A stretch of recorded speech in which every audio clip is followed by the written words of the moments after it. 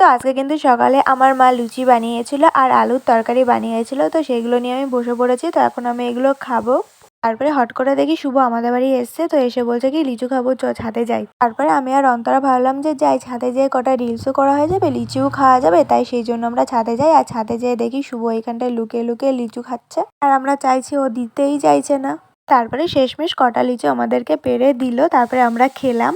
তো আগের দিন ঝড় হয়ে ছাদের কি অবস্থা হয়েছে দেখো, আর ছাদে কিন্তু অনেক লিচু পড়েছিল, তো সেগুলো কিন্তু আমরা কুড়িয়ে কুড়িয়ে খেয়েছি। আর ছাদে এত নোংরা পড়েছিল যে শুভ বলল দে একটু ছাদটা ঝাড় দিয়ে দিই, তাই সেই জন্য কিন্তু ছাদটা ঝাড় দিয়ে দিচ্ছে। কত লক্ষ্মী ছেলে বলো তো, সুন্দর করে কিন্তু আমাদের ছাদটা ঝাড় দিয়ে দিয়েছে, দেখতেই পেলে। তারপরে দেখো বিকেল হতে না হতেই কিন্তু একদম ঝড় শুরু হয়ে গেছে। এতদিন পরে কিন্তু ঝড়টা শুরু হয়েছে, কাদের কেমন লাগছে অবশ্যই কিন্তু কমেন্ট করে জানিও। কাদের মনে হচ্ছিল গরমটা থাকলে ভালো হতো, আর কাদের মনে হচ্ছিল ঠান্ডা ঠান্ডা ওয়েদারটা থাকলেই কিন্তু ভালো হয়।